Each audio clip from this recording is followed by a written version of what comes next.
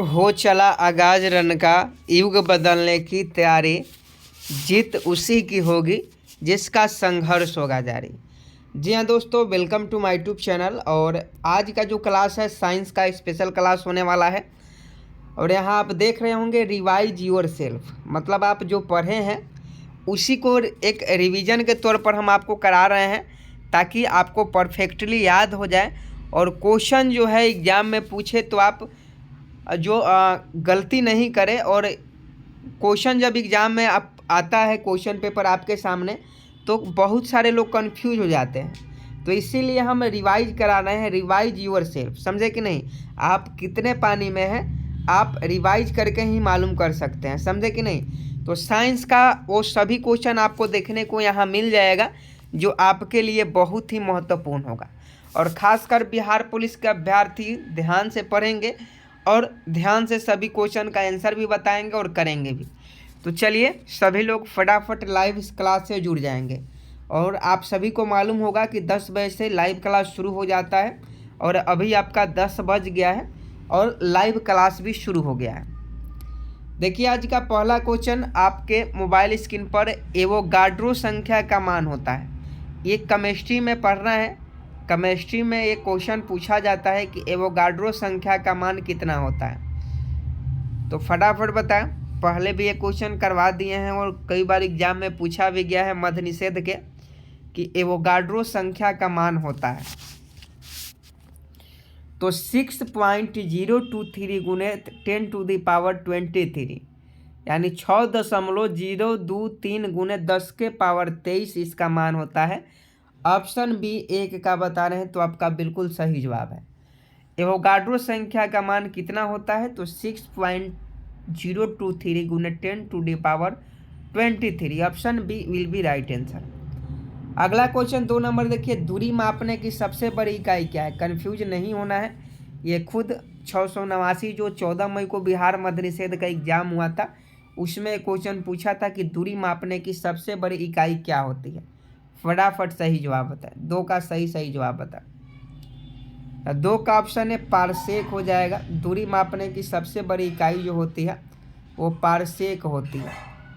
Parsec आपका बिल्कुल सही जवाब है। ये क्वेश्चन पूछा जाता है कि दूरी मापने की सबसे बड़ी इकाई क्या है, पारसेक है। नेक्स्ट प्रश्न देखिए, एक प्रकाश वर्ष है, जल्दी से बताएं। ये भी क्वेश्चन बहुत इंपॉर्टेंट है। I am waiting for your answer. जल्दी से आप लोग सही जवाब जो है कमेंट बॉक्स में कमेंट कर दें। एक प्रकाश वर्ष है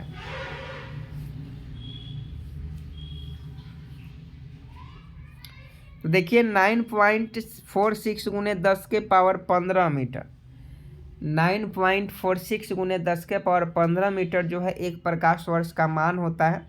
तो 3 का अगर आप ऑप्शन बी बता रहे हैं तो आपका बिल्कुल सही जवाब है।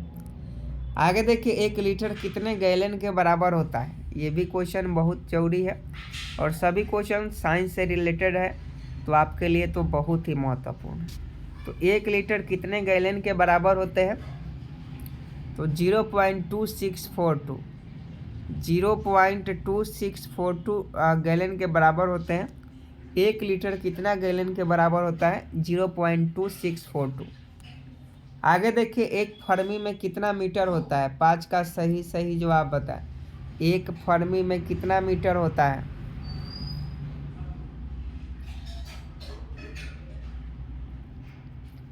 एक फर्मी में कितना मीटर होता है 10⁻15 मीटर। ये आपका बिल्कुल सही जवाब है। 1 फर्मी में कितना मीटर होता है तो देखिए 1 फर्मी की हम लोग बात करें तो 1 फर्मी में 10⁻15 मीटर होता है। तो ऑप्शन बी बिल्कुल सही जवाब है। आगे देखिए, लॉगरिथम के आविष्कारक कौन है। लॉगरिथम पढ़ते हैं हम लोग लॉगरिथम के आविष्कारक कौन है।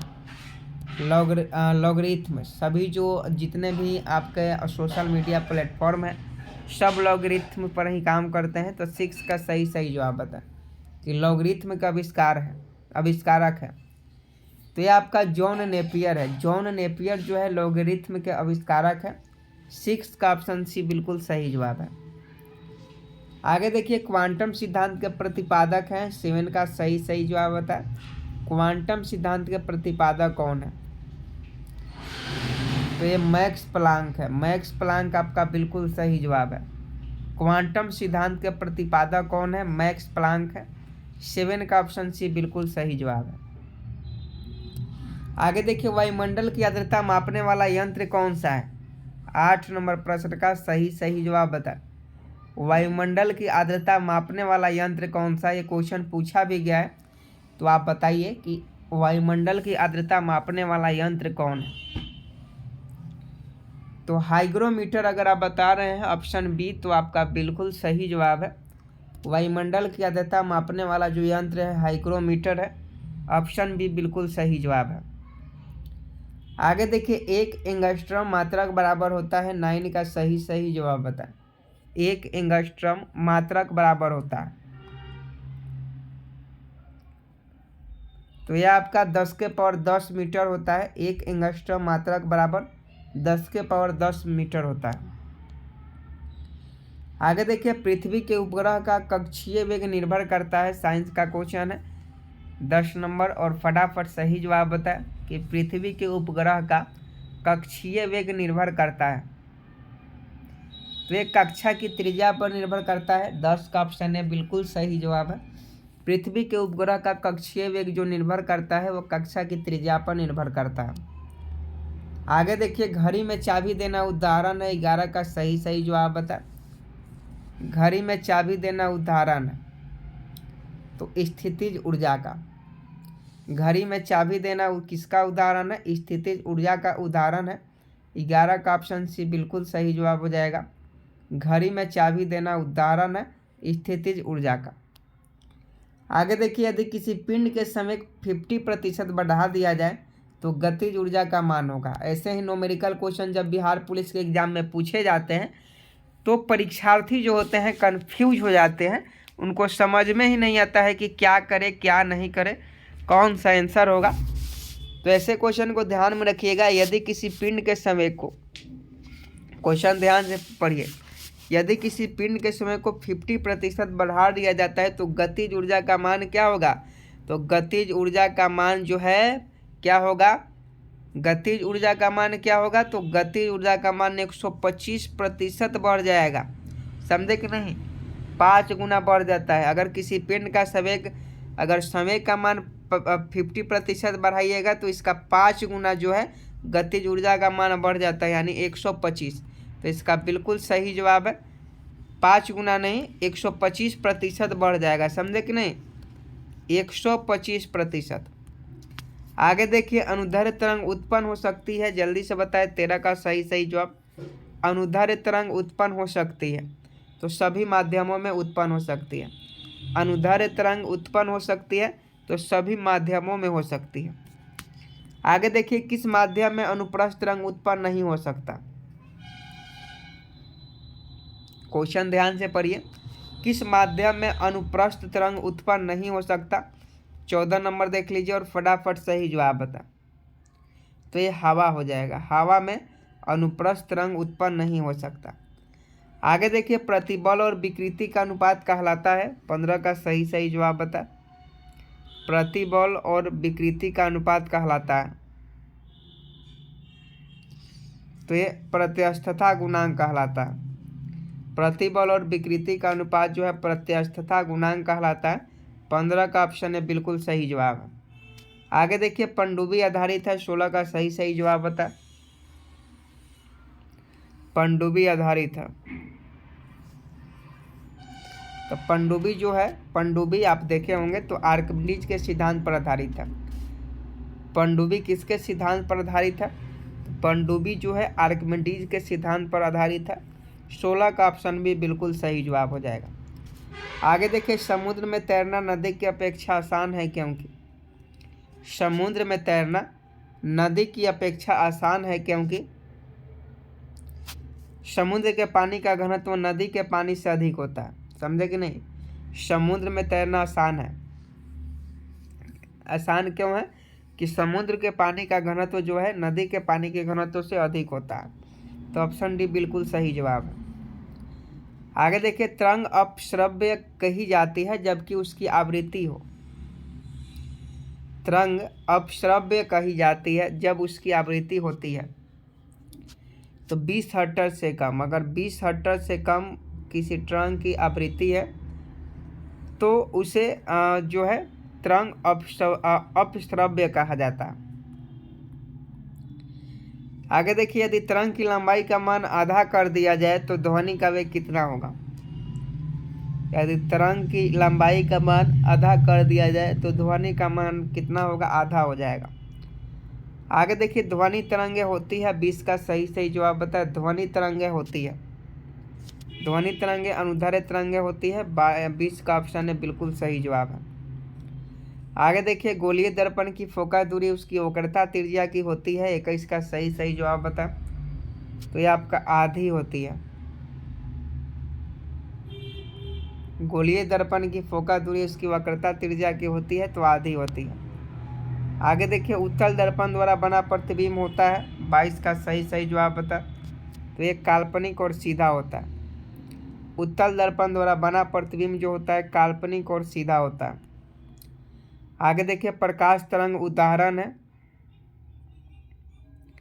तो विद्युत चुंबकीय तरंग का। प्रकाश तरंग किसका उदाहरण होता है, तो विद्युत चुंबकीय तरंग का उदाहरण है।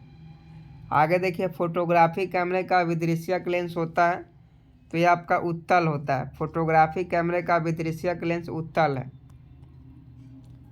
आगे देखिए, 25 नंबर, E=mc² को प्रतिपादित किया था तो इसे सापेक्षता का सिद्धांत कहा जाता है। और इसका जो प्रतिपादन है ये आपका किसने किया था, तो ये आइंस्टीन ने किया था, अल्बर्ट आइंस्टीन ने। आगे देखिए, थोरियम का नाभिक को बदला जा सकता है तो थोरियम के नाभिक को यूरेनियम में बदला जा सकता है। क्वेश्चन पूछा जाता है, थोरियम का नाभिक को बदला जा सकता है यूरेनियम में। आगे देखिए, फ्यूज के पदार्थ का होना चाहिए तो फ्यूज का जो फ्यूज जो होता है वो कैसे पदार्थ से बना होता है, तो उच्च प्रतिरोध और निम्न गलनांक, ये फ्यूज का गुण होता है। ऑप्शन ए और बी दोनों हो जाएगा सी। आगे देखिए, निम्न विद्युत चुम्बकीय तरंगों में किसकी आवृत्ति अधिकतम होती है। 28 का सही जवाब बताए। निम्न विद्युत चुम्बकीय तरंगों में किसकी आवृत्ति अधिकतम होती है, तो ये आपका ये अल्फा किरण है। अल्फा किरण का जो है आवृत्ति अधिकतम होती है। आगे देखिए, ऊर्जा का क्षय कम होता है तो ऊर्जा का क्षय जो है प्रतिवर्ती धारा में कम होता है। ऊर्जा का क्षय प्रतिवर्ती धारा में कम होता है। अगला क्वेश्चन देखिए, ट्रांसफार्मर किस सिद्धांत पर आधारित होता है। क्वेश्चन पूछा जाता है कि ट्रांसफार्मर जो है किस सिद्धांत पर आधारित होता है, तो चुंबकीय प्रेरण के सिद्धांत पर। चुंबकीय प्रेरण के सिद्धांत पर जो है ट्रांसफार्मर जो है आधारित होता है। आगे देखिए, घरेलू प्रकाश के लिए प्रयुक्त लैंप किस क्रम में जोड़े जाते हैं, जल्दी से बताएं। घरेलू प्रकाश के लिए प्रयुक्त लैंप किस क्रम में जोड़े जाते हैं, तो ये समानांतर क्रम में जोड़े जाते हैं। ऑप्शन बी बिल्कुल सही जवाब है। आगे देखिए, ऊष्मा किस प्रक्रिया से सर्वाधिक तीव्र गति से हस्तांतरित होती है। 32 का सही जवाब बताए। ऊष्मा किस प्रक्रिया से सर्वाधिक तीव्र गति से हस्तांतरित होती है, तो विकिरण से। ऑप्शन सी विकिरण आपका बिल्कुल सही जवाब हो जाएगा। आगे देखिए, न्यूनतम संभवतः ताप है तो ये आपका -273 डिग्री सेल्सियस है। आगे देखिए, यदि वायुमंडल ना होती तो दिन की अवधि होती है तो ये आपका कम होती है। यदि वायुमंडल ना होती है तो दिन की अवधि जो होती है कम होती है। आगे देखिए, सूर्य ग्रहण के समय सूर्य का कौन सा भाग दिखाई देता है, तो ये आपका किरीट होता है। सूर्य ग्रहण के समय सूर्य का कौन सा भाग दिखाई देता है, किरीट होता है। आगे देखिए, सूर्य के प्रकाश का आंतरिक परिवर्तन हो सकता है यदि प्रकाश कांच से वायु में जाए, तो ऑप्शन सी बिल्कुल सही जवाब हो जाएगा। तो साइंस के लिए इतना ही, मिलते हैं अगले क्लास में, तब तक के लिए जय हिंद जय भारत।